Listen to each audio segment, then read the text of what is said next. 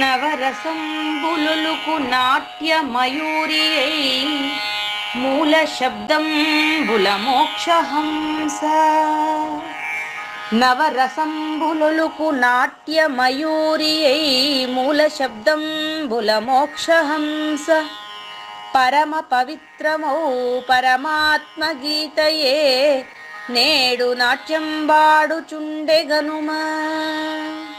పరమ పవిత్రమౌ పరమాత్మ గీతయే నేడు నాట్యం బాడుచుండెగనుమ. మునిరతనార్యులు మోదిల్లు శిష్యుండు, మునిరతనార్యులు మోదిల్లు శిష్యుండు సహజాచలుని కంఠ శబ్దరీతి. అజ్ఞానతిమిరంబులంతంబుజేయ అనాదిబోధను వినుము ఆర్యులార. అజ్ఞానతిమిరంబులంతంబుజేయ అనాదిబోధను వినుము ఆర్యులార. వినుము ఆర్యులార. తెలిపే జ్ఞానేశ్వరుల్ గీతన్ దివ్య రీతి. తెలిపే జ్ఞానేశ్వరుల్ గీతన్ దివ్య రీతి. ఆణిముత్యమీ గ్రంథము అచలులార. ఆణిముత్యమీ గ్రంథము అచలులార. ఆదరించిరి గీతను అచల ఋషులు గురుని వాక్కుగా గ్రహించి గురుతుగనుడు. ఆదరించిరి గీతను అచల ఋషులు గురుని వాక్కుగా గ్రహించి గురుతుగనుడు.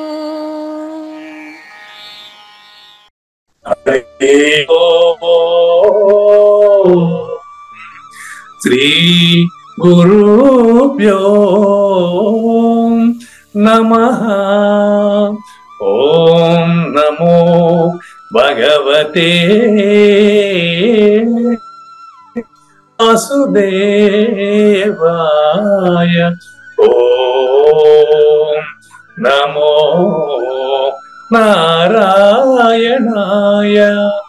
ఓం నమః శివాయ.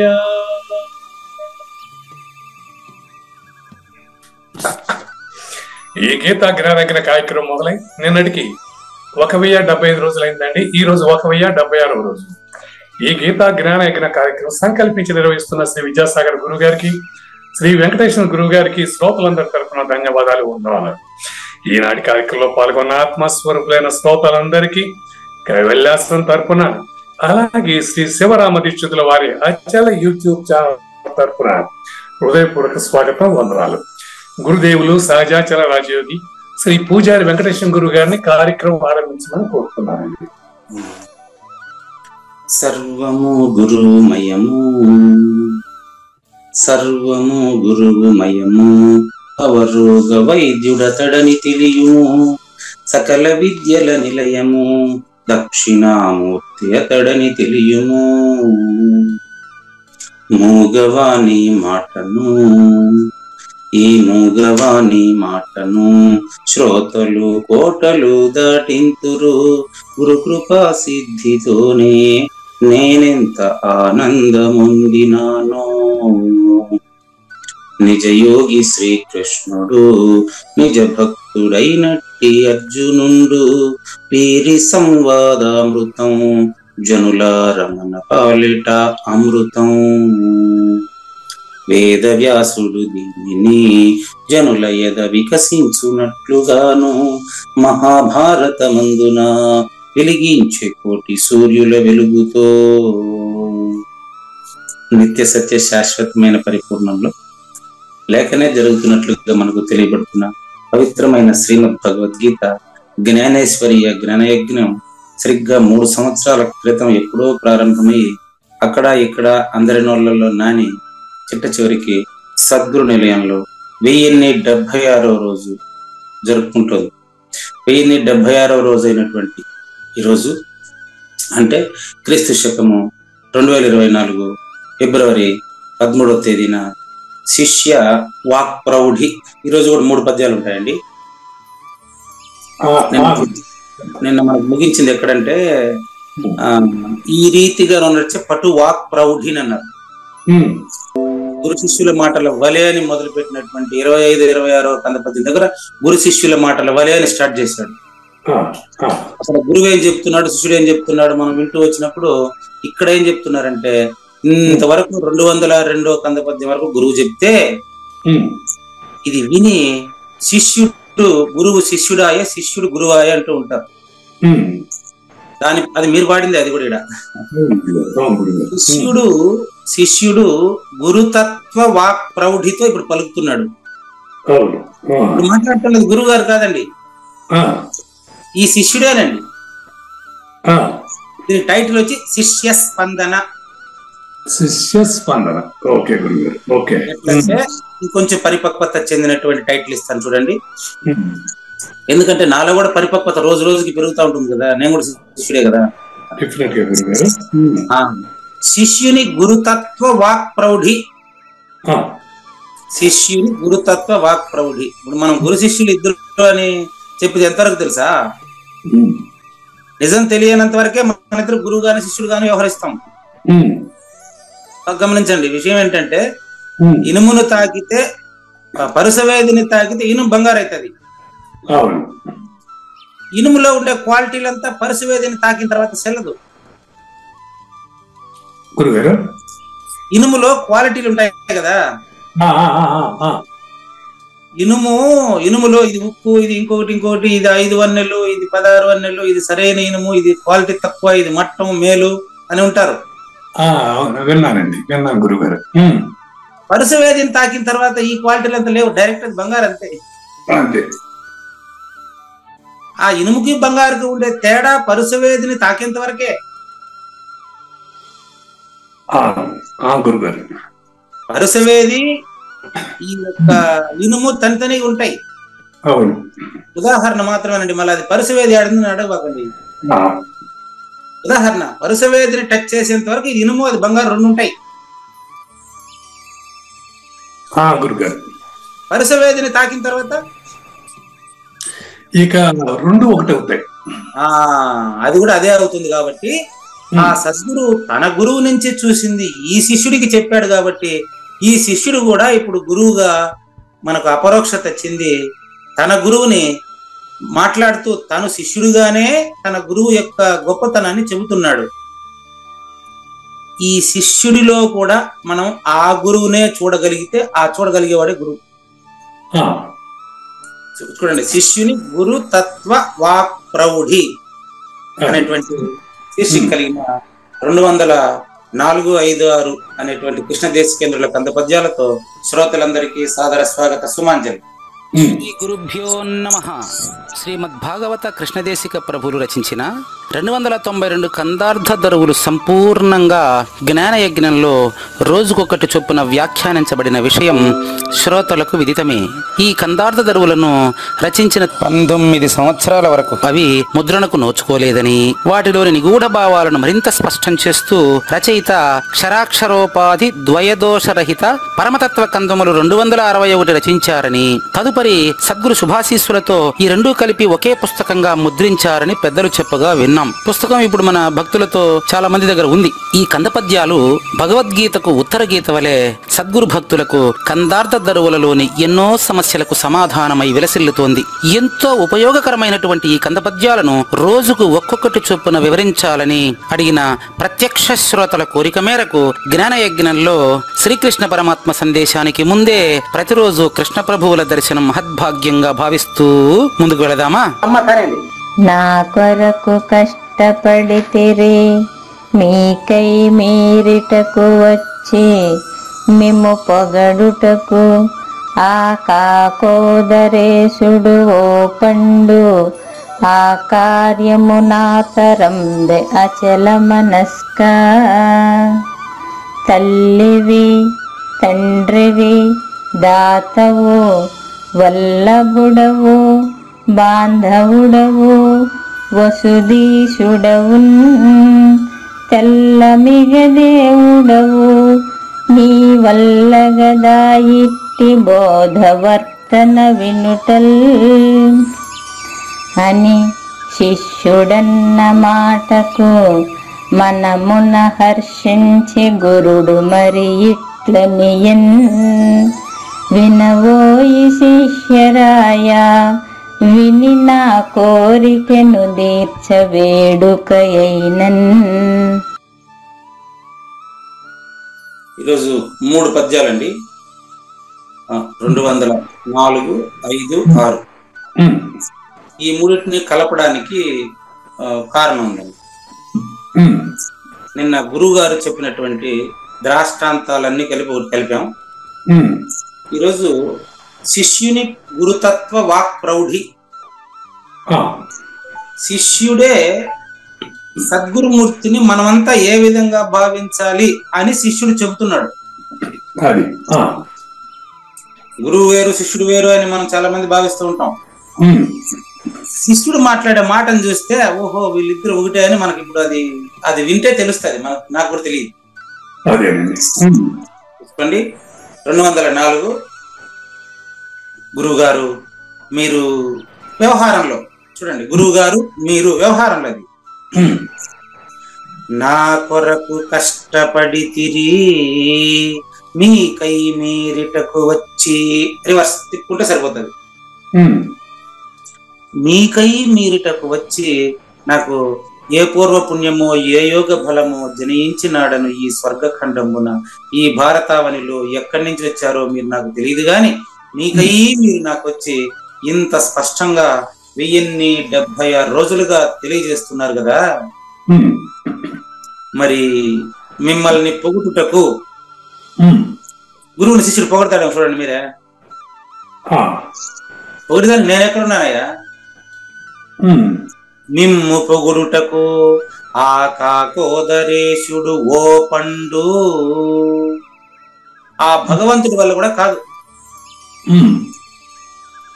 ఈ యొక్క ఈశ్వరుడు అంటే శివుడు, కాకోదరేశుడు అంటే ఈ ప్రాణులన్నిటికీ కూడా మరి బలాన్ని ఇస్తున్నాడని చెప్తూ ఉంటారే కొంతమంది. ఏది ఆకాశమే కదండి, ఆకాశమే శక్తి క్షేత్రం అండి. శక్తి క్షేత్రము అదే శూన్యం, శూన్యమే శక్తి క్షేత్రం, రెండు ఒకటే. అవునండి, శూన్యమే శక్తి క్షేత్రం. ఓకే, అవునండి అవునండి. కాబట్టి ఈ యొక్క సద్గురుమూర్తిని పొగిడేదానికి త్రిమూర్తుల కంటే గురువు గొప్పవాడు అన్న తర్వాత వీళ్ళ వల్ల ఆయన పొగిడేదానికి ఎట్టవుతుందండి? గురు సాక్షాత్ పరబ్రహ్మనిగా చెప్పుండేది మనం. గురు బ్రహ్మ, గురు విష్ణు, గురుదేవ మహేశ్వర ఆడికి ఆపలేదు కదా. సాక్షాత్ మహేశ్వరుని పొగిడేదానికి వీళ్ళు ముగ్గురు వల్ల కాదు అంటే గుణాలు లేదు, అక్కడ గుణాతీతం. అది శిష్యుని పరిపక్వత. శిష్యుని పరిపక్వత ఇది. గురువు ఎప్పుడు పరిపక్వతలోనే ఉంటాడు, కొత్తగా ఆయన పరిపక్వత చెందేది ఏం లేదు. కాబట్టి గురువు గారు నాకై మీరు కష్టపడ్డారు, ఇది వ్యవహారంలో. మీకై మీరు ఈ జ్ఞాన యజ్ఞంలోకి వచ్చి నా హృదయంలోకి వచ్చి నన్ను స్పష్టంగా అచల పరిపూర్ణుడుగా ప్రత్యక్షీకరింపజేసినటువంటి మిమ్మల్ని పొగిడేదానికి నేను ఎక్కడున్నానయ్యా? ఎందుకంటే గురువు గారు మీరు అసలు నా వల్ల కాదండి, ఆ కార్యము మీ గురించి చెప్పడానికి 10 మందికి. అచల మనస్క నా తరమా, అచల మనస్క. అసలు నీలో అసలు పంచతన్మాత్రలే లేవు కదా, తన్మాత్రలకు సంబంధించినటువంటి స్పందన నీ దగ్గర కనపడడం లేదు నాకు. నిన్ను పొగిడేదానికి నేను ఎక్కడున్నాను? ఉన్నాను కదా, మీరిద్దరు మాట్లాడుతున్నారు కదా అని మీరు అడగచ్చు. దానికి ఒక ఇది దృష్టాంతం చెప్తాను మీకు. చూడండి, కావూరు నాగేశ్వర ప్రసాద్ వేరు, పూజారి వెంకటేశం వేరు అనేటువంటి వాళ్ళకి ఇది చెప్పలేను. మీరు 1076 రోజులు వింటున్నారు కాబట్టి మీకు చెప్తా. నాకు ఇష్టమైనటువంటి వాడు కాబట్టి మీకు చెప్తా. మీరు నా మాట 1076 రోజులు వింటున్నారు కాబట్టి మీకు చెప్తా. ఈ ఉదాహరణ మీరు ఎక్కడ వినుంటారు, 1076 రోజులు ఎక్కడ మీరు వినుకోవచ్చు. చూడండి, మీరు కావూరు నాగేశ్వర ప్రసాద్ గారు, మీరు ముగిచ్చేదానికి చందు లేకుండా మీరే వ్యాపించి ఉన్నప్పుడు మిమ్మల్ని పొగిడేదానికి నాకు ప్రత్యేకమైన చోటు కావాలి కదయ్యా. నంబర్ 2, నంబర్ 1 అర్థమైందా? నంబర్ 2 ఇంకొంచెం దగ్గరికి వస్తా, అంటే 3లోకి దిగి చెప్తాను. చూడండి, మీరు నిలబడినటువంటి ప్రదేశం నుంచి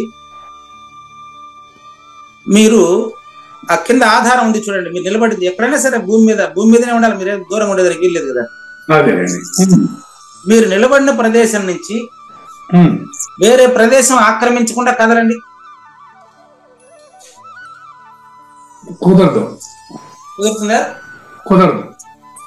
నెక్స్ట్ ఇప్పుడు 1:1 మీరు ఒక చదరపు అడుగులో మీరు నిలబడగలుగుతారు, 2 పాదాలను పెట్టి నిలబడగలుగుతారండి. అవునండి, అవును గురుగారు, బాగుంది. ఒక చదరపు అడుగులో మీ 2 పాదాలు పెట్టి మీరు నిలబడతారు. అవును. మీరు అక్కడి నుంచి కదలాలంటే మళ్ళీ ఎక్కడైనా అంత స్థలం మీరు ఆక్రమిస్తారు, అంతేగాని మీకు స్థలం లేకుండా పోవడం అనేది ఈ భూమి మీద జరగదు. అది భూమి కథ. అదే విధంగా నీళ్ల కథ.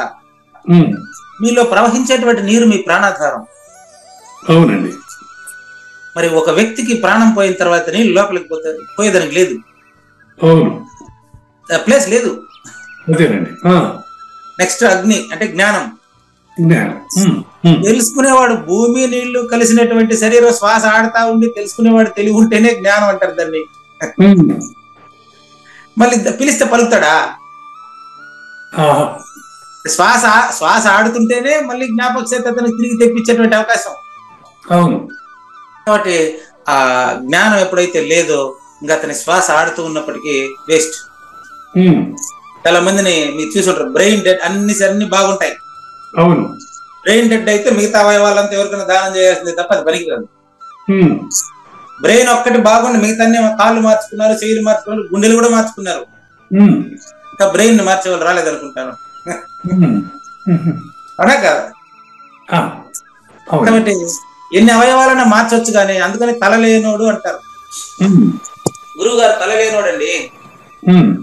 ఈ కొత్త పదాలంతా మీ అనుగ్రహం వల్లనే వచ్చేస్తున్నాయి నాకు. చూడండి, కావాలంటే ఇప్పుడు నేను భూమి అయింది, నీళ్ళు అయింది, జ్ఞానం అయింది, గాలి, శ్వాస ఆడకుండా ఆడింది అనుకో, అప్పుడు దాన్ని శూన్యం అంటారు. కానీ నేను శూన్యం అనే మాట చెప్తా ఉండేది కూడా దేహంతో కలిసే. శ్వాస ఆడిపోతే శూన్యం అంటారు. ఓకే. అవును, శూన్యం అని నేను మాట్లాడుతున్నాను కానీ నేను శూన్యం కాదు కదా. ఇప్పుడు శూన్యం సర్వంగా ఉండి మాట్లాడుతున్నా. అవును, అవును. ఈ సర్వము శూన్యం అయిన తర్వాత నా మాట మీకెట్ అనిపిస్తుందా? లేదు. అంతే కదా. ఆ విధంగా పంచతన్మాత్రలు మినహా ఎరుకకు ఉనికి లేదు. పంచతన్మాత్రలకు అతీతమైన పరిపూర్ణం ఎప్పుడూ ఉంది. ఓకే. త్రిమూర్తులు తన్మాత్రలలోని వారు. రాసుకోండి, మళ్ళీ ఎందుకు ఇబ్బంది పడతారు. ఓకే. త్రిమూర్తులు తన్మాత్రలో ప్రూఫ్ ఏంటి అంటే గురు బ్రహ్మ, పుట్టించు శక్తి. తన్మాత్ర లేకపోతే పుడుతుంది వస్తువా? లేదు. గురు విష్ణు అంటే నిన్ను అంటే నారాయణుడు. నీళ్లతో నారం అంటే జలం, నీళ్లతో నన్ను పోషిస్తున్నటువంటి ఆయన ఎవరు? పుట్టించినోడే. పుట్టించినవాడే పోషించగలడు, పోషించిన వాడే మళ్ళీ తుంచగలడు. ఈ ముగ్గురు సృష్టికర్తకు సంబంధించిన వ్యవహారం. ఈ ముగ్గురు గురు సాక్షాత్ పరబ్రహ్మ ఒకటి కాదు కాదు కాదు. మరి ఆ సాక్షాత్ పరబ్రహ్మ కదా అచల మనస్కుడా, ఆయన కదా గురువా. అదే కదా మీరా. మిమ్మల్ని నేను ఎట్ట పొగుడతానండి అంటే రెండవది లేదు కదా పోయేదానికి. ఇది 204వ పద్యంలో శిష్యుని గురుతత్వ వాక్ ప్రౌఢి చూసారా. మరి అట్టని పొగడకుండా ఉన్నాడా? చూడండి, మీరు నా వల్ల నేను ఎప్పుడు ప్రశ్నించను అంటారు, మీరు ప్రశ్నించకుండా ఉంటారా? నో. అది లోక సంగ్రహమే వాపి. మీలో నుంచి గురుమూర్తి ప్రశ్నింపజేస్తూ ఉంటాడు. మరి పరిపూర్ణ ఊరికే ఉండదు. మరి ఇప్పుడు అచల మనస్క అయ్యా సద్గురుమూర్తి, మిమ్మల్ని పొగిడేదానికి ఆ సృష్టికర్తకే సాధ్యం కాదంటే నేనెంతటి వాడిని, నేను పొగడలేను అని చెప్పాడు. మరి గుమ్మున ఉండలేడు. మళ్ళీ పాఠం చెప్పాల్సింది వేరే వాళ్ళకి. ఎందుకంటే ఇతరుని చూసి మళ్ళీ వచ్చేస్తారు కంపల్సరీ. కమలంబులను కొలనికి బ్రహ్మరంబులను పిలవాలనా? వచ్చేస్తారు అంతే. ఇతని దగ్గర బోధ ఉందంటే పరిగెత్తుకొని వస్తారు అంతే. అప్పుడు ఆయన నేను చెప్పనని చెప్తే కూడా ఎరికే. నేను చెప్పనకూడదు ఆయన, అది విషయం.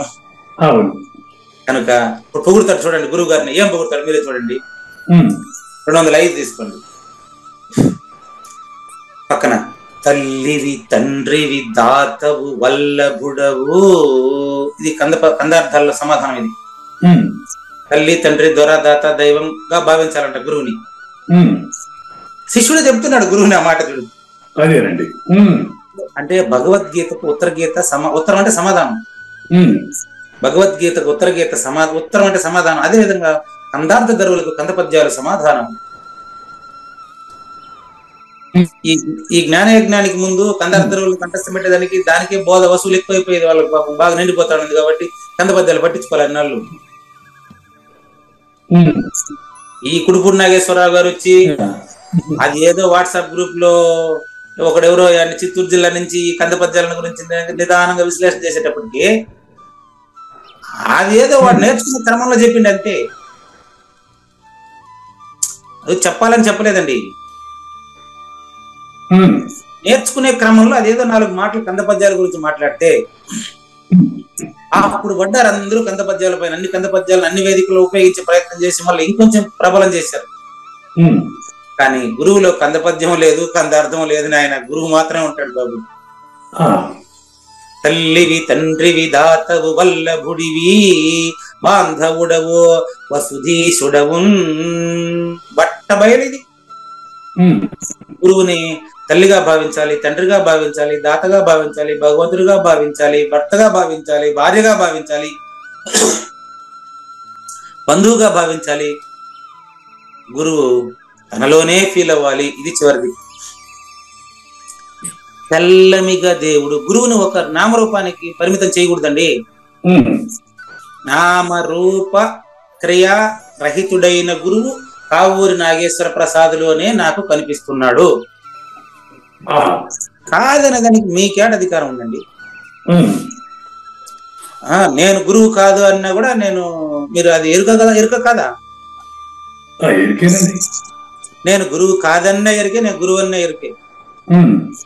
కావూరి నాగేశ్వర ప్రసాద్ లో అంటే నేను మాట్లాడే ప్రతి ఒక్కరికి వాళ్ళ పేర్లు అన్ని చెప్పలేను కాబట్టి తెల్లమిగ దేవుడవు,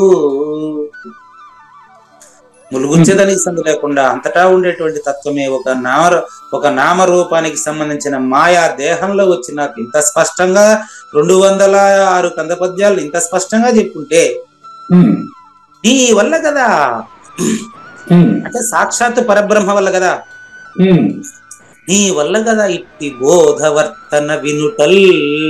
నిన్ను గురించి పొగిడేదానికి నేనెట్ట సరిపోతాను? నన్ను పుట్టించిన బ్రహ్మదేవుడు కూడా కాదు నన్ను పొగిడేదానికి. అది కథ. 2 పద్యాలు పూర్తయినాయండి. రెండింటిని సంక్షిప్తంగా మళ్ళీ ముగిస్తాను ఇప్పుడు. అయ్యా, ఖచ్చితంగా సాక్షాత్ పరబ్రహ్మ అనే పదానికి అర్థం నువ్వే. నా తల్లి నువ్వే, తండ్రి నువ్వే, తాత నువ్వే, బంధువుడు నువ్వే, భర్త నువ్వే, భార్య నువ్వే, నాలో నువ్వే, అంతటా ములుగు చేసందు లేకుండా బట్టబయలుగా నిండి ఉన్నటువంటి నువ్వే కదా నాయన. నీ వల్లనే కదా ఇంత బోధ.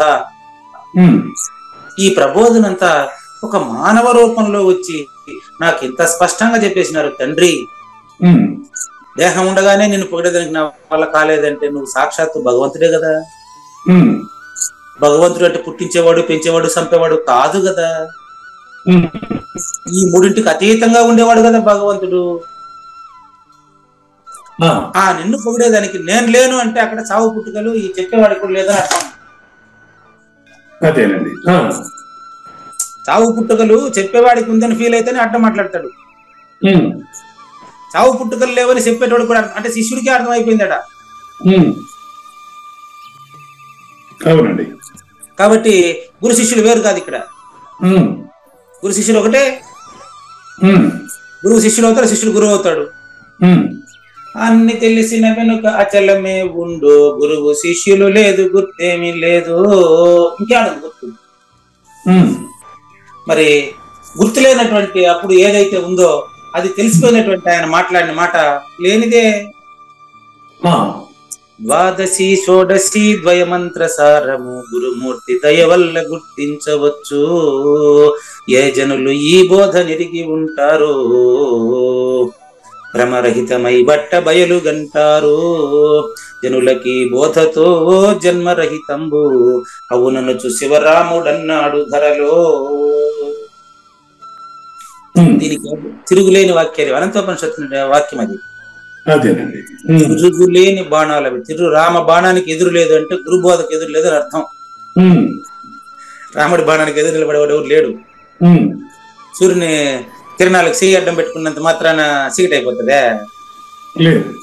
మరి వేదాంత మోక్ష ఎరుకులో 21 రోజుల్లో ఒక ఎవరైనా కావలికి సంబంధించినటువంటి డాక్టర్ కృష్ణమోహన్ గారు చెప్తారు, వీళ్ళు వేదాంత మోక్ష ఎరుకానికి 21 రోజుల ప్రయాణానికి సిద్ధమైన రైలు. ఆ రైలుకి వీళ్ళు చెయ్యి అడ్డం పెడితే నిలుస్తుంది అది. ఆయనకి ఎవరు డాక్టర్ కృష్ణమోహన్ గారు చెప్పారు, ఆయుర్వేద డాక్టర్, హైదరాబాద్ కూడా ఆయన చెప్తాడు, వేదాంత మోక్ష ఎరుక అనేది 21 రోజుల ప్రయాణానికి సిద్ధమైనటువంటి ఆ రైలుని ఎంతో మంది చెయ్యి అడ్డం పెట్టి నిలిపేదానికి ట్రై చేస్తారు. దాన్ని నిలిపేదానికి చాలా ప్రాసెస్ ఉంటాయి, కానీ సూర్యునికి చెయ్యి అడ్డం పెట్టినట్టు ఈ రైలుకి వీళ్ళంతా చెయ్యి అడ్డం పెడితే నిలుస్తుంది అది అంటాడు ఆయన. అట్లా ఈ జ్ఞాన యజ్ఞం అనేది సద్గురుమూర్తి సంకల్పించినటువంటి యజ్ఞం, జ్ఞాన యజ్ఞం. దాన్ని నిలిపేదానికి మన వల్ల అవుతుందే. నువ్వు టైటిల్ మార్చుకో, నువ్వు ఛానల్ మార్చుకో, నీ పేరు మార్చుకో, నా బుద్ధి మార్చుకోవాలా, అది పక్కన పెట్టి ఎట్ట చెప్తారండి భగవద్గీతకి ఈ కంద పద్యాలకి ఎట్ట జాయింట్ చేస్తారండి? విద్యాసాగర్ గారిని అడగండి.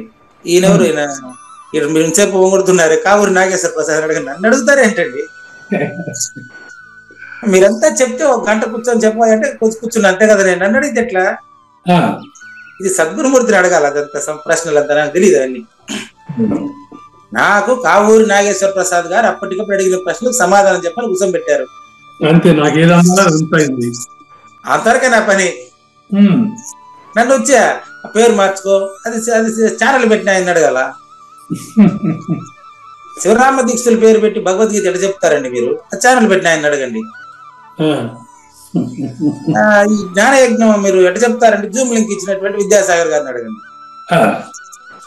చూడండి, అంతేగానే చూసుకోండి. తెల్లమిగ దేవుడవు ఈ జ్ఞాన యజ్ఞం జరిపిస్తా ఉండేది ఖచ్చితంగా అచల పరిపూర్ణ గురుమూర్తి. కర్త అంటారా? కాదు, అది కదా కర్త కాదు. కానీ కర్త అని చెప్పేదానికి లేదు, కర్త కాదని తెలిసినప్పటికీ మనం గమ్మునుండాల్సిందే. కర్త వెతికితే కనపడడు. అకర్త, అభోక్త. నీ వల్ల గదా ఇట్టి బోధవర్తన వినుటల్. అసలు నేనే కర్తను గాను నాకే తెలిసిపోయే బోధ ఎంత విచిత్రంగాను, ఎంత ఆశ్చర్యంగాను, ఆనందం కౌగిలించుకున్నట్టుగాను. ఇది సుఖానికే సుఖంగా ఉంది, వెలుగ్గా ఉంది. ఇది ఆశ్చర్యంగా ఉంది అనమాట. నేను మన జ్ఞానేశ్వరి చెప్పినవి. కాబట్టి అన్ని శిష్యుడన్న మాటకు ఇట్లా పొగిడేశాడండి శిష్యుడు గురువుని. అసలు శిష్యుడు గురువుని పొగిడినాడని చెప్పలేము, పొగడలేదని చెప్పలేము. ఎందుకంటే 204వ పద్యంలో అచల మనస్క నేను పొగిడేదని నేను లేనన్నాడు. అప్పుడు ఈడ పరిపూర్ణుడు, పొగడకుండా ఉండలేదు. అప్పుడు ఇతనే గురువు. కానీ పద్ధతి ప్రకారం మీరు చెప్పినట్టుగానే ఒకరు గురువు ఒకరు శిష్యుడిగా వ్యవహారంలో ఉంటుంది. కాబట్టి కృష్ణ ప్రభువు కల్పించిన శిష్యుడు కదా ఈయన. అందుకని చెప్తున్నాడు 206. అని శిష్యుడన్న మాటకు మనమున హర్షించి గురుడు మరి ఇట్లని. గురుని భరోసా రేపు వస్తుంది. చూడండి, ఈ మాట శిష్యుడు అనేటప్పటికీ ఆ గురుమూర్తికి వీడు కూడా నా స్థితి పొందాడని అర్థమైపోయిందండి. ఆ గురువు గారికి ఈ శిష్యుడు గారికి అభేదం అని శిష్యుడికే తెలిసిపోయినట్టు గురువు కనిపించింది. అప్పుడేమంటాడు చూసుకోండి, వినవో ఈ శిష్య రాయ అనే పదం అల్టిమేట్ అండి. రాయ అనేది అత్యున్నతమైన పదం అండి. అంటే రాయ అంటే correct meaning very simple. Srikrishna దేవరాయలు. రాయలు అంటే రాజు. భౌతికంగా పదవుల్లో గొప్ప పదవి ఏది? రాజు. అంటే చాలా సార్లు ఉపయోగించగా నాకు కరెక్ట్ మీనింగ్ తెలియదు. భారతదేశంలో అత్యున్నత పదవి ఏది? రాష్ట్రపతి. ఆయనకు ప్రమోషన్ ఇస్తే ఏమొస్తుంది? రాష్ట్రపతి వస్తుంది. అదే ఆయనకు ప్రమోషన్ ఇస్తే ప్రమోషన్ ఉండదు, ఇంకా ప్రమోషన్ ఉండదు, పదవి వస్తుంది. అదే ఉత్తమోత్తముడు విద్యాంతం బ్రహ్మ విద్యాంతం వర్తికాంతం అగోచరం. అగోచ చెప్పేదానికి లేదు. పూర్ణబోధ ప్రవక్ష్యామి శృణు శిష్య మహోత్తమం. శిష్య మహోత్తముడా, ఈ శిష్యుడు ఉత్తముడు కాదండి, మహోత్తముడు. రాయ అంటే అర్థం. రాయ అంటే ఇంకా దానికి మించిన పదవి లేదు. ఇంకా అచల పరిపూర్ణ శిష్య రాయ. శిష్య లేదు, గురువు లేదు, రాయల్ అంతే. ఆయన ఈజ్ రాయల్, అల్టిమేట్, అబ్సల్యూట్, అపరోక్షత పొందాడు. వినవోయి శిష్య రాయ, విని నా కోరికను తీర్చ వేడుకయైనన్. నాయన, నేను మణిస్వామిని కోరినటువంటి కోరిక ఇదే. విని నా కోరికను తీర్చ వేడుకయైనన్. మరి ఇంత స్థితిని నువ్వు పొందావు కదా, నువ్వే పరిపూర్ణమని, నీకు మినహా రెండోది లేదని తెలిసిపోయింది కదా, మరి నా కోరికను తీర్చవయ్యా అంటే గురువుకు కూడా కోరికలు ఉంటాయా అని మీరు అడగొచ్చు. ఆ గురువు ఏం కోరాడు, శిష్యుడు ఏం తీర్చాడు? మరి గురు శిష్య రహితమైన బోధ చెప్పి మళ్ళీ గురువు కోరిక కోరుతాడా? లేదు. ఇత్యాది ప్రశ్నలన్నిటికీ కూడా 207-8 ఆ 2 కంద పద్యాల్లో సమాధానం తర్వాత ఎపిసోడ్ లో ఉంటుంది. మీరు ఆ ప్రశ్నలు ఇప్పుడు చెప్పిన ప్రశ్నలు రాసి పెట్టుకోవచ్చు. రేపు చిన్న సందేహం వచ్చింది. అంటే భగవంతుడికి జన్మ మరణ రైతుడు, తన్మాత్రలు లేవు, క్లియర్, ఓకే. మరి భగవంతుడు దేని ఆధారంగా యాక్టివిటీ జరుగుతాయి భగవంతుడిలో? మీరు నిద్రపోతున్నప్పుడు ఏం జరుగుతుందో మీరు చెప్పండి. నిద్రపోతున్నప్పుడు ఏమి జరగట్లేదు, భగవంతుడిలో కూడా అట్లాగే జరుగుతుంది అంటారా? అది నిద్రపోయినాక చెప్పాలి నాకు, మీరు ఇప్పుడు కాదు. నిద్రపోయిన తర్వాత మీలో ఏం యాక్టివిటీ జరుగుతుంది నాకు ఫోన్ చేసి చెప్పండి, అప్పుడు చెప్తా దాని ఆన్సర్. అదే ఆన్సర్. జాగృతిలో ఉంటాయి కదా యాక్టివిటీ, నిద్రలో యాక్టివిటీ ఎలా ఉంటుంది? అదేనండి, మీరు గాఢ నిద్రలో ఏం యాక్టివిటీ ఉందో మీకు గాఢ నిద్రపోయినప్పుడు నాకు ఫోన్ చేసి చెప్పినారంటే దీని ఆన్సర్ కూడా చెప్తారు. 2 పక్కన పక్కన రాసుకోండి. రెండో భాగానికి సాదర స్వాగతం. 1076వ రోజు నిన్న శ్లోకం నంబర్ 56లో మిగిలిన చెప్పి 57 కూడా ఈ రోజే పూర్తవ్వాలి. అవుతుంది చూడండి. సిద్ధ లక్షణం అండి ఈరోజు. భగవద్గీత పునః ప్రారంభమైంది నిన్న. ఇది పూర్తిగా ముందు 2వ అధ్యాయంలో చెప్పుండే విషయాలేనండి. మళ్ళీ అదే ఇప్పుడు మీరు ప్రశ్నించినట్టుగా చాలా మంది ఇంకా మనం ఎదిగి ఉండం కాబట్టి మన కోసం అని చెప్పుకున్నాం. సర్వకర్మాణ్యపి సదా పూర్వాణో మద్యపాశ్రయః మత్ప్రసాదాదవాప్నోతి శాశ్వతం పదమవ్యయం. నాయన, నువ్వు నేను వేరు కాదు, నువ్వు నేను అనేది 2 లేవు. ఎట్లాగైతే నది ప్రవాహము, చూడండి, నది ప్రవాహం 2 వేరు వేరా? ఒకటే. నదిలోను ప్రవాహంలోను కామన్ నీళ్లు, కానీ ప్రవాహాన్ని చెప్పడానికి నది అంటాం. అవునండి. అట్లా ఎన్ని మాటలు మాట్లాడినప్పటికీ మన ఇద్దరు వేరు కాదండి అనే విషయాన్ని నిన్న చెప్పారు. ఎప్పుడైతే ఒక మురుగునీరు మంచినీరు ఉందండి, మురికి నీరు మంచినీటి ప్రవాహంలో కలవనంత వరకే అది మురికి నీరు అని సపరేట్ అంటాం. అది గంగా నదిలో కలిసిపోయింది అనుకోండి, ఆ వేగంలో ఇది కలిసిన తర్వాత దీనికి ప్రత్యేకంగా ఉనికి ఉంటుందా? అచల పరిపూర్ణ గురుమూర్తిగా మీరే అపరోక్షత చెందిన తర్వాత మళ్ళీ మీకు ప్రశ్నలు ఉంటాయా? అట్ట మరి కొన్ని ఉదాహరణలతో ఈరోజు చందనంలో సాధారణ కట్టెలో తేడా ఉంటుంది. మీరు అన్నట్టు గురువుకి శిష్యుడికి తేడా. చందనం చందనమే, పొయ్యిలో పెట్టుకునే కట్టె పొయ్యిలో పెట్టుకునే కట్టె అని అంటారు మీరు. కానీ పొయ్యిలో ఒక చందనపు కట్టె, ఒక ముండ్ల కంప 2 వేసిన తర్వాత అగ్గికి అరే రే చందనపు కట్టె కదా, దీన్ని ఎట్ట కాల్చాలి, నేను ముండ్ల కంప అయితే సులభంగా కాల్తాను. ఏం మీ ఇంట్లో పెద్ద మీ ఇంట్లో ఎక్కువ డిస్టర్బెన్స్ అయిపోయిందండి. అది మధ్యలో ఇంకెక్కడన్నా అయి ఉండొచ్చు, నా దగ్గర లేదండి, అబ్సల్యూట్లీ లేదు. ఓకే, అంటే మ్యూట్, ఇంకా మిగతా వాళ్ళంతా మ్యూట్ లో ఉండాలి, ఒకరే అన్మ్యూట్ లో ఉండేది. కానీ మరి ఇక్కడ లేదు సార్, ఎంత మాత్రం లేదు. నేను ఉందని లేదు, అందరూ అన్మ్యూట్ లో ఉండారు, మీ ఇంట్లో మాత్రమే మన ఇద్దరే ఉండేది వ్యవహారంలో. ఇప్పుడు కూడా ఉందా? ఇప్పుడు లేదు కదా మరి. అది ఇప్పుడు ఇంతకుముందు నాకు వినపడింది మీలాగానే. Okay okay okay okay.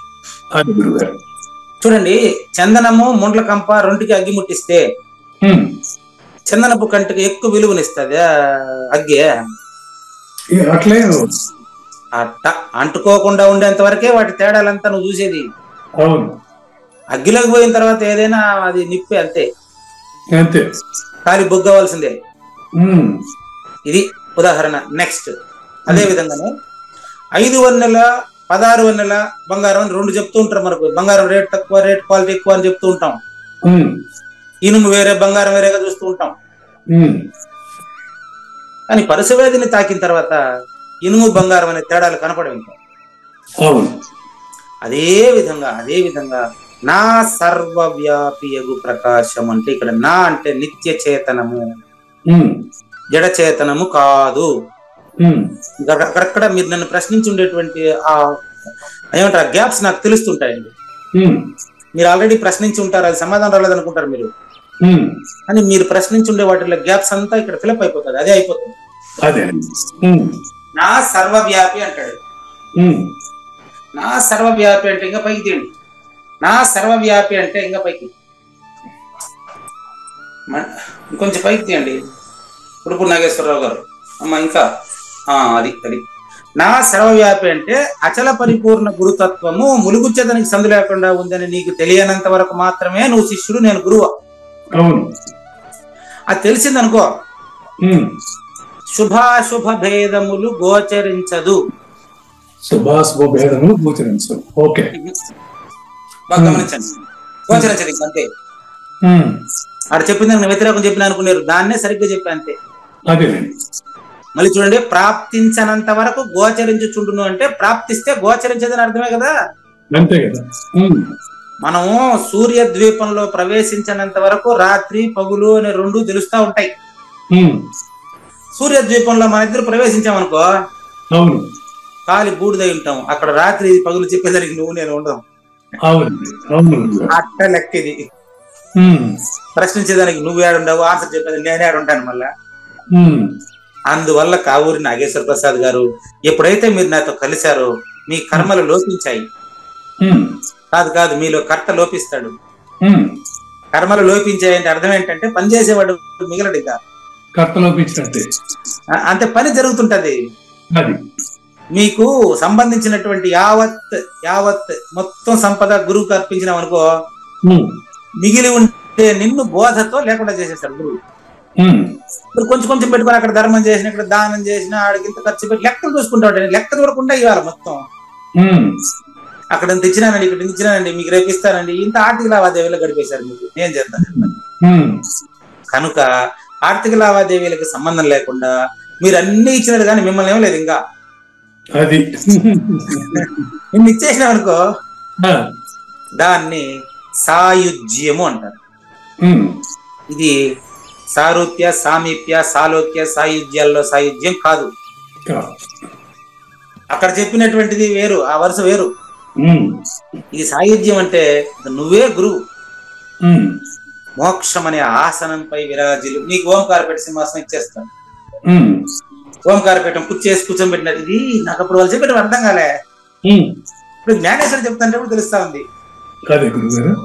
వేదాంత మోక్ష ఎరుకులో లింగమూర్తి గారు అంటారు, ఇంకే ఇది ఇతను ఏమి చెప్పలేదంటాడు, అన్ని చెప్పేశాడు.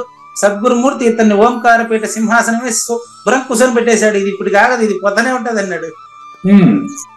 ఇప్పుడు 21 రోజులు ఆన్లైన్ క్లాస్ చెప్పాడు ఆయన, లింగమూర్తి గారు. అట్లా సద్గురుమూర్తి కావూరి నాగేశ్వర ప్రసాద్ గారు ఆయన చెప్పిందే నేను చెప్పుండ కాపీ కొట్టి మీకు అంతే.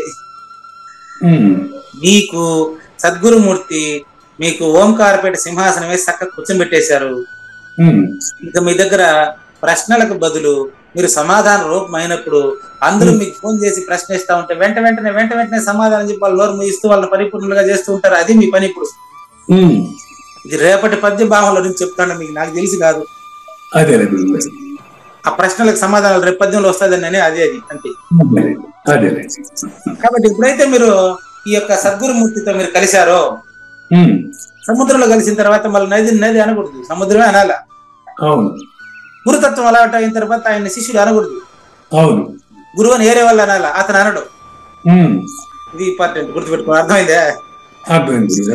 అతనికి ఎవరికి? గురుతత్వం అపరోక్షం చెందినటువంటి శిష్యుడికి స్థల కాల స్వభావములు అనుసరించి గురువు అని శిష్యుడని ఎన్నటికి వ్యయము కానట్టి క్షయము కానట్టి అగు నా పదవి లభించును. ఆ పదవి నేను నిర్వచనం చేస్తానండి. నేను మీకోసం నిర్వచనం చేస్తాను. నాకు మీరంటే చాలా ఇష్టం కాబట్టి జ్ఞానయజ్ఞంలో. ఓ కావూరి నాగేశ్వర ప్రసాద్ గారు, ఎక్కడైతే నా ప్రత్యక్షమైనటువంటి నా ప్రత్యక్షమైనటువంటి అచల పరిపూర్ణ పరమ పదము ప్రాప్తించిందో అక్కడ ఏ లాభం నీకు తక్కువ ఉంటదయ్యా? అక్కడ నీకు ఎందుకంటే ఏది పొందితే ఇంకేమీ పొందాల్సిన అవసరం లేదు, అది నువ్వు పొందేసావు నాయన. నువ్వు పొందాల్సింది ఏం మిగులుతుంది బాబు అంటే ఇక్కడ అన్ని పుష్కలంగా నీకు ఉంటుంది. నీకు కావాల్సింది మిగలదు, ఎందుకంటే నువ్వు లేదు కదా. అది పొందాల్సింది ఏమి లేదన్నప్పుడు ఓకే. ఎట్లా ప్రూఫ్ ఇస్తారు? 2వ అధ్యాయం 48, 49లో చెప్పుకుంటా మీకు. ఇది మీకు ఇప్పుడు గుర్తు చేస్తా ఉండు.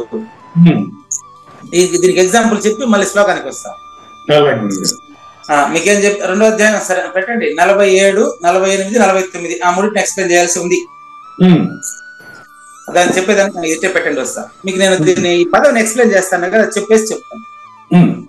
ఈ పదవిని ఎక్స్ప్లెయిన్ చేస్తాను. ఏం పదవి అది అంటే ప్రత్యక్ష అచల పరిపూర్ణ పదవి. ఆ పదవిని ఎక్స్ప్లెయిన్ చేస్తా, పేరు మీరు పెట్టుకోండి, నాకు తెలియదు పేరు. చూడండి, అచల పరిపూర్ణ ప్రత్యక్ష పదవి లభిస్తే అది ఎలా ఉంటుంది తెలుసా? ఇట్టుండదో అని చెప్తాను కానీ ఇట్టుంటుందని చెప్పేదానికి నాకు కూడా తెలియదండి. ఏదో అదే మాటలు కొన్ని కల్పించి చెప్తా మీకు అంతే. చూడండి, ఆ అచల పరిపూర్ణ సద్గురు తత్వం ఏదైతే ఉందో దానికి మీకు 3 నిర్వచనాలు చెప్తాను. చూడండి, కాలము, స్థలము, వ్యక్తి లేక వస్తువు. కాలము, స్థలము, వ్యక్తి లేక వస్తువు. ఓకే, 3 పాయింట్లు. స్థల కాల స్వభావాలను అనుసరించి ఎన్నడూ వ్యయం కాదన్నాడు కదా ఆయన, దాని నుంచి చెప్తాడు అంతే. కాలము, స్థలము, వ్యక్తి లేక వస్తువు. ఈ కాలాన్ని బట్టి మారదండి, స్థలాన్ని బట్టి మారదండి, వ్యక్తిని బట్టి కానీ వస్తువుని బట్టి కూడా అది మారదండి. అదే ఆ పదవి అండి. అది మీరేనండి. వింటున్న సర్వశ్రోతలారా, అనాయాసంగా మీకు ఇంత లాభం వచ్చేసిన తర్వాత ఇప్పుడు మీకేం కావాలా? 2వ అధ్యాయం 46 తీసుకోండి. 2వ అధ్యాయం 46 తీసుకోండి. 2వ అధ్యాయంలో పూర్తయింది విషయం, ఇప్పుడు కాదు. 2వ అధ్యాయం 46 తీసుకోండి. 46 చూడండి. ఎప్పుడైతే మీరు ఇది అర్థమైపోయిందో, యావానర్థ ఉదపానే సర్వతః సంప్లుతోదకే తావాన్ సర్వేషు వేదేషు బ్రాహ్మణస్య విజానత. కొంచెం పైకి తీయండి, కొంతమంది కింద టాస్క్ బార్ ఉంటుంది. ఇప్పుడు చూడండి, ఇప్పుడు కనపడుతుంది అందరికి. ఆయన సిస్టమ్ లో కాబట్టి కనపడింది, మనకు సెల్లో కదా. యావానర్థ ఉదపానే సర్వతః సంప్లుతోదకే తావాన్ సర్వేషు వేదేషు బ్రాహ్మణస్య విజానతః. దీని అర్థం ఏంటంటే, ఎప్పుడైతే ఏం తెలుసుకుంటే ఇంకేమీ తెలియాల్సిన అవసరం లేదు అది తెలిసిపోయిందో అతనికి సర్వేషు వేదేషు, సర్వ వేదముల వలన గాని, ఉపనిషత్తుల వలన గాని, గ్రంథముల వలన గాని, భగవద్గీత వలన గాని, కందార్థముల వలన గాని, కందపద్యం వల్ల గాని, శిరోమణి వల్ల గాని, శిఖామణి వల్ల గాని ఉపయోగం ఉందా? లేదు. ఎందుకు ఎప్పుడు దీన్ని పట్టుకుని వ్యాపారం చేయమని వాళ్ళు చెప్పినారా? ఎంతసేపు భగవద్గీతను పెట్టి భవనం కడతాను, డబ్బు ఏంటి అనేది ఒకడు. కృష్ణ ప్రభువులు పద్యం నేర్చుకున్న వాళ్ళంతా డబ్బు ఏంటి, ఆయనకు మందిరం కడతాను ఒకడు. ఇంకా కురుక్షేత్రంలో కడతారంటే ఎవరు మళ్ళీ ఒకడు. కురుక్షేత్రంలో ఈ పాంచజన్యం పారాయణం చేయబడుతుందంటే ఒక ఆవిడ ఫోన్ చేశారు. భగవద్గీతను పారాయణం చేసి దాని అర్థం తెలుసుకుని ప్రవర్తించండి అయ్యా అంటే పులోమని దండయాత్ర పెట్టారు. ట్రైన్లు, బస్సులు క్రిక్కిరిసిపోతాయి. ఇవన్నీ చేస్తే అది రాదు, అది వస్తే ఇవన్నీ లేదు. నెక్స్ట్ మనం ఏది దొరికితే ఇంకేమి దొరకవలసిన అవసరం లేదు, అది మీరే. మీరు కూర్చున్నది ఓంకారపీఠ సింహాసనం పైన, కాబట్టి మీకు తిరుగులేదని చెప్పడమే ఈ శ్లోకం అర్థం అండి. నెక్స్ట్ ఇప్పుడు మనం 18వ అధ్యాయంలో 57వ శ్లోకాన్ని తెలుసుకోబోతున్నాం అండి. కానీ శ్రీ భగవాన్ 18వ అధ్యాయం తీసుకొని కొడుకు నాగేశ్వరరావు గారు 57 సాధన లక్షణం అండి. దీనికి కూడా మళ్ళీ 2వ అధ్యాయం రిపీట్ అవుతుంది. అంటే ఆ పదవి మీకు లభించిందని చెప్పాను, లభించిన తర్వాత మీరు ఎలా ప్రవర్తించాలో మీకు చెప్పాలి కదా. అవును, అర్థమైందే? ఆ పదవి మీకు లభించిందని చెప్పాను, కానీ మీ చేతికి నేనేం ఇయ్యలేదు. అపాయింట్మెంట్ ఆర్డర్ లేదు, సంతకం లేదు, జీతం ఎంతో చెప్పలేదు. ఆ పదవి, ఆ కుర్చీ ఎట్టు ఉంటుందో తెలియదు, మరి శిష్యులకి ఏం చెప్పాలనో తెలియదు. మరి ఎట్లా అది, ఆ పదవి ఎట్టుంటది, దాన్ని ఎట్లా అనుభవించాలి అనేది ఇప్పుడు ఇక్కడ తెలుస్తుందండి. చేతస మెయిన్ పాయింట్ స్టార్ట్, దాంతో స్టార్ట్ చేస్తాడు. చేతస సర్వకర్మాణి, చేతస సర్వకర్మాణి. ఈ సర్వకర్మాణి పోయిన శ్లోకంలో నుంచే వచ్చింది. సర్వకర్మ అని చెప్పి సదా అన్నాడు అంటే ఎప్పుడు సర్వకర్మల్ని కర్త లేకుండా ప్రవర్తించని అక్కడ చెప్పారు. అదే విషయాన్ని ఇంకొక రకంగా చెప్తారు ఇక్కడ. అది సిద్ధ లక్షణం, నీకు పదవి దొరికింది అని చెప్పారు. ఆ పదవిని ఎలా ప్రవర్తించాలి, నువ్వు ఇంక మీద నీ ప్రవర్తన ఎట్టుండాలా అనేది ఇప్పుడు చెప్తారు. చేతస సర్వకర్మాణి, చేతస సర్వకర్మాణి మయి సన్యస్య మత్పరః, మయి సన్యస్య మత్పరః. నాకు వదిలేవయ్యా, నీకేం ప్రశ్న ఇచ్చిన నాకు వదిలే, నీలో ఉంటే నేను సమాధానం చెప్తా. దాన్ని ఏమంటారంటే బుద్ధియోగముపాశ్రిత్య, బుద్ధియోగం ఉపాశ్రిత్య, బుద్ధియోగముపాశ్రిత్య, బుద్ధియోగం ఉపాశ్రిత్య మచ్చిత్తః సతతం భవ, మచ్చిత్తః సతతం భవ. చూడండి, పోయిన శ్లోకానికి ఈ శ్లోకానికి పెద్ద తేడా లేదు. అది సిద్ధ లక్షణం, సిద్ధించిన తర్వాత ఇది సాధన లక్షణం. సతతం మచ్చిత్తః భవ అంటాడు, సదా మద్వ్యపాశ్రయ అని అన్నాడు అంతే. సదా మద్వ్యపాశ్రయ అంటే అచల పరిపూర్ణ గురుమూర్తి నాలో ఉండాడని చెప్పి, ఆయనది ఈ శరీరం అని చెప్పి అచల పరిపూర్ణ గురుమూర్తి శరీరానికి స్పష్టంగా బాహ్యాభ్యంతర శుచి పాటిస్తూ, ఎవరిని తిట్టకుండా, ఎవరిని పొగడకుండా, ఎవరిని ఆకాశానికి ఎత్తకుండా, ఎవరిని ఏమీ చేయకుండా, కదలకుండా మెదలకుండా సద్గురుమూర్తి వల్లే ప్రవర్తించవయ్యా. ఎట్ట ప్రవర్తించాలండి, ఇది ఈ శ్లోకం చెప్తాను. కమాన్, ఇక్కడ ఏం చెప్పారంటే 2వ అధ్యాయం 49లో చెప్పిన బుద్ధియోగమేనండి. 2వ లైన్లో బుద్ధియోగం ఉందా? ఈ బుద్ధియోగం 2వ అధ్యాయం 49లో చూడండి, సేమ్ టు సేమ్. బుద్ధియోగం 2వ అధ్యాయం 49లో బుద్ధియోగం. అక్కడ చెప్పిన బుద్ధియోగానికి సమాధానమే భగవద్గీత అండి. చూడండి, అడుగు చూడండి, బుద్ధియోగం అని ఆన్లైన్ చేస్తారు చూడండి. దూరేణ హ్యవరం కర్మ, దీనికి దాన్ని కనెక్ట్ చేయకపోతే మీకు అర్థం కాదు. బుద్ధియోగం అంటే ఏంటంటే అని అడిగినారు అనుకో, నేనేం చెప్పాలా? నేను చెప్పేది ఎందుకు, గురువు గారిని పిలిస్తే ఆయన చెప్తాడు కదా. పూజారి వ్యక్తికి ఏం వస్తా అని పొంద, ఆయనకేం తెలుసు? ఎస్, ఇప్పుడు 18వ అధ్యాయంలో బుద్ధియోగం చెప్పారండి. ఇది నేను చెప్తానండి మీకు అంటే అది పూజారి వెంకటేశం చెప్పినట్టు అవుతుంది. పూజారి వెంకటేశంలో ఉండే గురుమూర్తి చెప్తాడు. ఎక్కడ చెప్తాడు చూడు, అది కూడా అక్కడి నుంచే.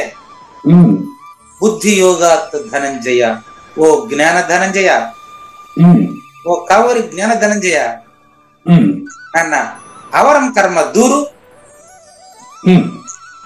దూరేణ హెవరం కర్మ అన్నారు. అంటే అవరం కర్మను దూరు అంటే వదిలే. అవరం కర్మ అంటే ఏంటంటే ఫలితం ఆశించి పనిచేయడాన్ని వదిలేవయ్యా. ఏం పని అది? మళ్ళీ నీచుడయ్యా, ఫలితం ఆశించి పనిచేసేవాడు నీచుడు నాన్న. అవరం కర్మ దూరు. ఎవరం కర్మ హి ఖచ్చితంగానైనా దూరేణ హి అవరం కర్మ. అవరం కర్మ అంటే ఫలితం ఆశించి పనిచేసే స్వభావాన్ని వదిలే. సర్వారంభ హి దోషేణ ధూమేన అగ్ని దివావృత. వదిలేయమంటే నేను మటన్ కొట్టేటువంటి షాపులో వాసన వస్తుందని వదలడం కాదు. వాడు సోంబేరి. బట్టలు ఉతికేటప్పుడు మురికి వాసన వస్తుందని దాన్ని వదలడం కాదు, సోమరి. అట్ట వదలడం కాదు. ఇంతకు ముందు చేస్తున్న పనిలోనే కర్తృత్వరహితంగా పని చేయడానికి అలవాటు చేసుకో అని అర్థం. కాబట్టి అవరం కర్మ దూరు, అదే బుద్ధి యోగం. నెక్స్ట్ దానికి సమాధానం 2వ లైన్లో చూడండి. బుద్ధౌ శరణమన్విచ్చ. ఎప్పుడైతే నీ బుద్ధిని సద్గురుమూర్తికి శరణ పెట్టావో, అన్విచ్ఛ ఆ శరణ పెట్టావో, అప్పుడు నీకు అన్విచ్ఛ కుదురుతుంది.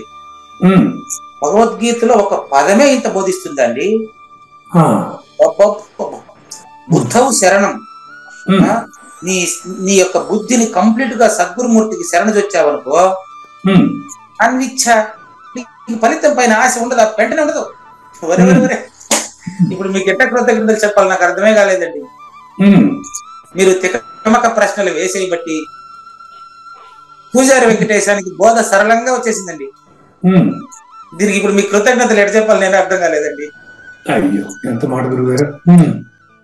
ఫలహేతవ కృపణ. కృపణుడు అనే పదానికి పనికిరానివాడు అని అర్థం. ఫలహేతవ ఒక ఫలితాన్ని ఆశించి పని మొదలు పెట్టేవాడు హీనుడు, నీచుడు. ఇది మా బాబు నిద్రపోతా ఉంది కానీ ఆ అమ్మాయికి నా అలవాటు ఎలా అలవాటు తెలీదు. డిఎస్సికి ప్రిపేర్ అవ్వమ్మా, ఇటు వస్తుంది ఉద్యోగం. నా ఉద్యోగం మళ్ళీ పక్కన పెట్టు, నేను 100% నేర్చుకుని పరీక్ష రాయడం వరకు నా పని. నాకు ఉద్యోగం వస్తుందా రాదా నాకు అవసరం లేదు నాన్న. దీన్ని ఏమంటారు? దీన్ని ఇదే అంటారులే చూడండి. ఫలితం దృష్టి పెట్టకుండా చేయాల్సిన పని చేయటం. అదే కన్నా నువ్వు ఫస్ట్ క్లాస్ లో పాస్ అవ్వాలమ్మా, నువ్వు కాలేజీకి టాపర్ అయిపోవాలి, నువ్వు ఎక్కువ మార్కులు తెచ్చుకోవాలంటే దాని ప్రెషర్ అయిపోతుంది. అది ప్రెషర్ ఉండకూడదు చదువులో. అట్లా లేదమ్మా నీ వల్ల అయినంత వరకు చదువు, నీ వల్ల అయినంత వరకు పర్వాలేదు అని మనం ప్రోత్సహించామనుకోండి, చిన్నగా అతనిలో ఆ బిడ్డలోనే రాజయోగం మొదలవుతుంది. అమ్మాయి అంటుంది నాకు డిఎస్సికి అప్లై చేయడం వరకు, అప్లికేషన్ వేయడం వరకే నా పని, బాగా చదివి పరీక్ష రాయడం వరకే నా పని, ఫలితాల గురించి ఇప్పుడు మాట్లాడద్దు నాన్న, ఉద్యోగం వస్తుందా అది ఇప్పుడు నేను అడిగినాను నిన్ను అంటుంది అమ్మాయి. అంటే ఫలితం ఆశించి పని చేయడం కాకుండా ఫలితం ఆశించకుండా పని మొదలు పెట్టడం అనేది ఆ పాపకు అర్థమైనట్టు మనకు తెలుస్తుంది. సంస్కారం. దాని సంస్కారం అంటే తల్లిదండ్రుల నుంచి అబ్బేదాన్ని సంస్కారం అంటారు, తరతరాలుగా అబ్బేదాన్ని ఆచారం అంటారు. కనుక ఇక్కడ వచ్చేయండి మళ్ళీ అదే బుద్ధియోగం అంటే అర్థమైంది కదండి. బుద్ధియోగం అంటే అచల పరిపూర్ణ గురుమూర్తికి తన బుద్ధిని సమర్పించుటే బుద్ధియోగం. కాబట్టి సర్వకర్మాణి ఏ పని చేస్తున్నప్పటికీ చేతస నిండు మనసుతో అని అర్థం. అచల పరిపూర్ణుడైనటువంటి అమనస్కంతో. అమనస్కం ఎప్పుడు సిద్ధిస్తుంది? నీ మనసు గురుమూర్తికి ఇచ్చుంటే కదా. అవునండి. అదే మై అంటే నాయందు. నీ మనసును నాయందు సమర్పించినప్పుడు అక్కడ పని మాత్రం నువ్వు చేయాలి కానీ ఫలితం నాది కదా. ఇప్పుడు నువ్వు వ్యాపారం చేసేటప్పుడు గురువుకి అర్పించినావంటే లాభం నష్టం రెండు ఆయనదే కదా.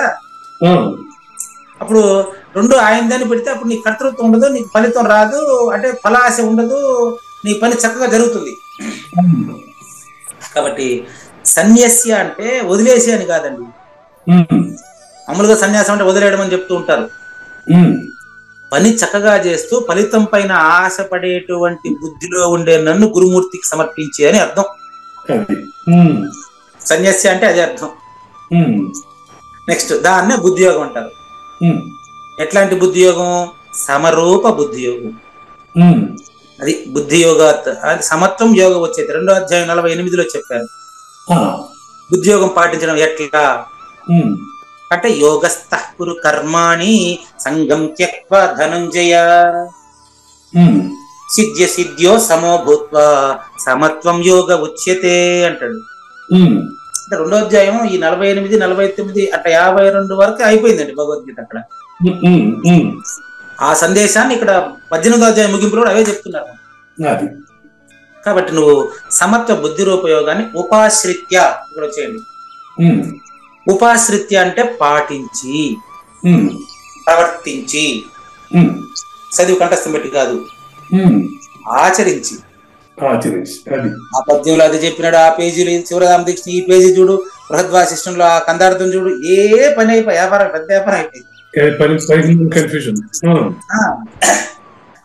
ఏ పేజీ అన్ని పేజీలు నీలోనే, నువ్వు ఉంటే అన్ని పేజీలు ఉంటాయి, నువ్వు లేనప్పుడు ఏం లేదు కదండి. వీళ్ళందరికీ నేను ప్రశ్న ఇస్తున్నానండి, పూజారి వెంకటేశ్వర ప్రశ్న. ఈ కందార్థాలు బృహద్వాసిష్టం రాయక ముందు అచల పరిపూర్ణులు లేరా? లేరా? ఉన్నారు. సంత్ కబీర్, సంత్ జ్ఞానేశ్వర్, సంత్ శ్రీధర్, వీళ్ళందరూ కందార్థం నెంబర్ చెప్పుకునే బతికినారా? లేదు. మీరు మాత్రం ఎందుకు కందార్థాలు, కంద పద్యాలు, పుస్తకాలు తిప్పి అవే పుస్తకాలు వ్యాపారం చేస్తారు? ఎందుకు మీరు? ఏం పని మీకు? నాకు చెప్పండి. దీన్ని గురుద్రోహం అంటారు కానీ గురు భక్తి అనరు. అదే పుస్తకాలు అదే పద్యాలు తిప్పి వేస్తా ఉంటారు. మీరు చెప్పింది ఏముంది దాంట్లో? నాకు కొంచెం చెప్పండి ఏమే. కనుక మచ్చిత్త సతతం భవ, మనసును గురుమూర్తికి అర్పించి ప్రవర్తించడమే మన పని. దీనికి విషయాన్ని దీని జ్ఞానేశ్వరి ఏం చెప్తాడో 5 నిమిషాల్లో తెలుసుకుందాం. కాబట్టి ఓ కావూరు నాగేశ్వర ప్రసాద్ గారు, నీవు సమస్త కర్మలను నాయందు అంటే గురుని యందు సన్యసించు, అంటే కర్తను గురువుకి ఇచ్చేయి, నీ కర్మలన్నింటి గురువు కర్పించు, అప్పుడు నువ్వు వీరున్నానా. ఇది నిత్య కర్మలను సన్యసించుట, ఇది ఫలితము కోరేవాడిని నాకు ఇచ్చేయి.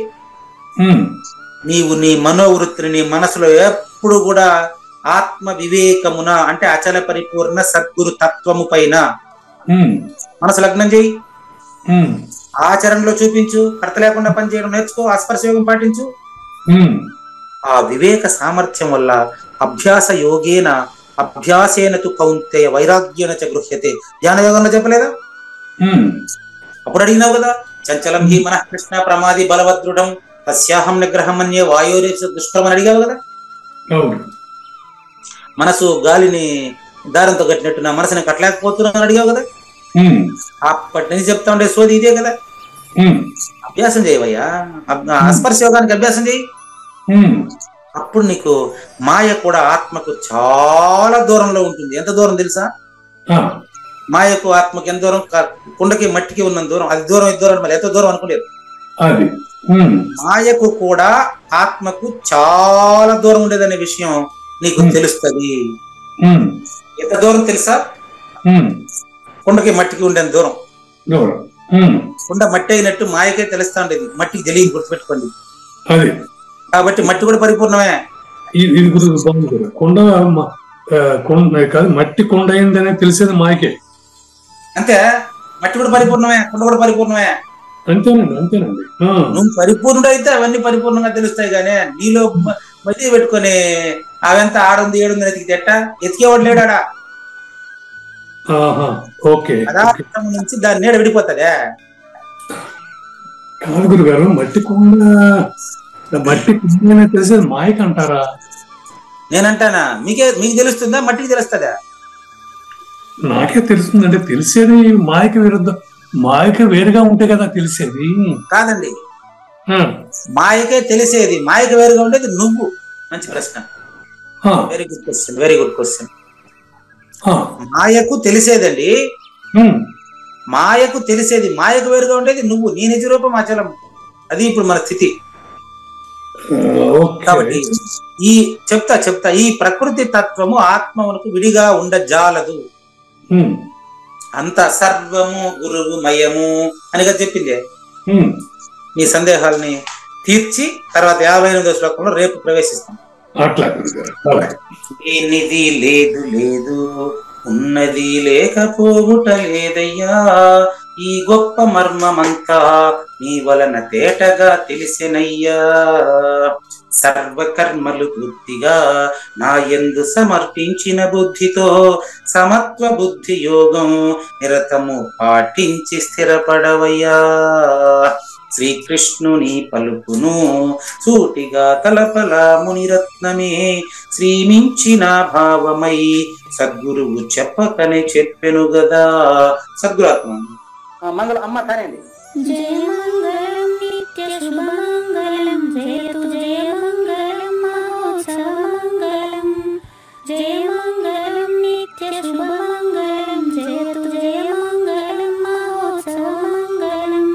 శ్రీమించున చలంబు సూచించినటువంటి దక్షిణామూర్తికి దండమిడుతూ, శ్రీమించున చలంబు సూచించినటువంటి దక్షిణామూర్తికి దండమిడుతూ, శ్రీ మహావిష్ణువు సూర్య భగవానుడు యాజ్ఞవల్కి జనక రాజ ఋషికి. జయ మంగళం నిత్య శుభమంగళం, జయతు జయ మంగళం మహోత్సవ మంగళం. అయం వ్యర్థ బాహ్య కోపిన భవతి అనే సుఖయోగి సాంది పరుసుల వరుస. అయం వ్యర్థ బాహ్య కోపిన భవతి అనే సుఖయోగి సాంది పరుసుల వరుస. దీనినే శ్రీకృష్ణ పరమాత్మ వద్దనే ఎరిగరిగిన ఉద్ధవార్జునులకు. జయ మంగళం నిత్య శుభమంగళం, జయతు జయ మంగళం మహోత్సవ మంగళం. శ్రీ అల్లమా ప్రభు బసవేశ్వరుండును బ్రహ్మానంద రామానంద స్వామి. శ్రీ అల్లమా ప్రభు బసవేశ్వరుండును బ్రహ్మానంద రామానంద స్వామి. నవరసాలు లిఖించు నాట్యమయూరిగా గీతను మలచిన జ్ఞానేశ్వరులకు. జయ మంగళం నిత్య శుభమంగళం, జయతు జయ మంగళం మహోత్సవ మంగళం. కబీరు దాసుడు సహజానంద గురుడు రామావధూతయు రాజితముగా. కబీరు దాసుడు సహజానంద గురుడు రామావధూతయు రాజితముగా. అంబికా శివయోగి శ్రీవేమన నిరంజన వెంకయ్య తిరువెంగళార్యులకును.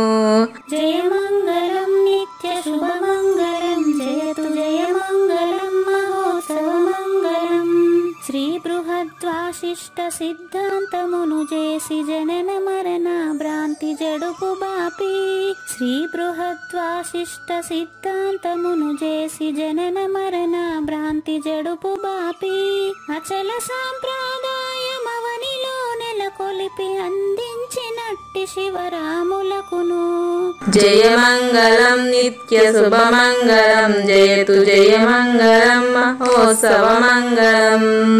మెప్పైన బోధల తిప్పలు బాపిన అప్పయ్య మంత్రియు అచల గురులు. మెప్పైన బోధల తిప్పలు బాపిన అప్పయ్య మంత్రియు అచల గురులు. పరశురామ సీతారామ స్వామి ప్రభులు నరసింహ యోగి గురువర్యులకును. జయ మంగళం నిత్య శుభమంగళం, జయతు జయ మంగళం మహోత్సవ మంగళం. కంద కందార్థముల నందించి బృందముకు రంది పాపిన కృష్ణ ప్రభువునకును. కంద కందార్థముల నందించి బృందముకు రంది బాపిన కృష్ణ ప్రభువునకును. పలుకులా కందనిది పరబయలు ఇది అని పలికిన ఫీల్కాన లక్ష్మణునకు. జయ మంగళం నిత్య శుభమంగళం, జయతు జయ మంగళం మహోత్సవ మంగళం. ఫీల్కాన లక్ష్మణుల ప్రియ శిష్యవర్యుండు అవధూతయని పేరావనియందు. ఫీల్కాన లక్ష్మణుల ప్రియ శిష్యవర్యుండు అవధూతయని పేరావనియందు. పాఠాలు నేర్పించి పీఠాలు ఏర్పరచి శంఖ బాపిన వెంకయ్య వెంకటేశ్వరవదూతకు. జయమంగళం నిత్య శుభమంగళం జయతు జయమంగళం మహోత్సవమంగళం. బట్టబయలున ఎరుక పుట్టనే లేదని బాలాజీ సింగు ఈ కీలు తెలిపే. బట్టబయలున ఎరుక పుట్టనే లేదని బాలాజీ సింగు ఈ కీలు తెలిపే. మూలమూలేనట్టు ఎరుకేమి లేదని తెలియజెప్పిన మునిరత్నమార్యులకును. జయమంగళం నిత్య శుభమంగళం జయతు జయమంగళం మహోత్సవమంగళం. నరస్వప్నము వంటి సురస్వప్నమిది అని పరిపూర్ణ దర్శినిని ప్రకటపరచి. నరస్వప్నము వంటి సురస్వప్నమిది అని పరిపూర్ణ దర్శినిని ప్రకటపరచి. సహజాచల రాజయోగి సద్గురు కృపచే సాంప్రదాయక గురుల సరసనాజేరే. జయమంగళం నిత్య శుభమంగళం జయతు జయమంగళం మహోత్సవమంగళం. నిష్కల్మషానంద నిజ గురుని శిష్యుండు లింగమూర్తి లిపిని పొందుపరచి. నిష్కల్మషానంద నిజ గురుని శిష్యుండు లింగమూర్తి లిపిని పొందుపరచి. కార్వేటి నగరము పురవాసుడైనట్టి పూజారి వెంకటేశునకంకితం విధి. జయమంగళం నిత్య శుభమంగళం జయతు జయమంగళం మహోత్సవమంగళం. జయమంగళం నిత్య శుభమంగళం జయతు జయమంగళం మహోత్సవమంగళం. జై సద్గురు ప్రభు మహారాజ్ కి జై. జై గురుదేవాడే. శ్రోతలందరి తరపున వెంకటేశ్వర గురువు గారికి ధన్యవాదాలు చెప్తూ శాంతి మంత్రం. పూర్ణమదః పూర్ణమిదం పూర్ణాత్ పూర్ణముదచ్యతి పూర్ణస్య పూర్ణమాదాయ పూర్ణమేవావశిష్యతి. ఓం తత్సత్. ఓం శాంతి శాంతి శాంతి. హరి ఓం. న తద్భాసయతే సూర్యో న శశాంకో న పావకః యద్గత్వా న నివర్తంతే తద్ధామ పరమం మమ.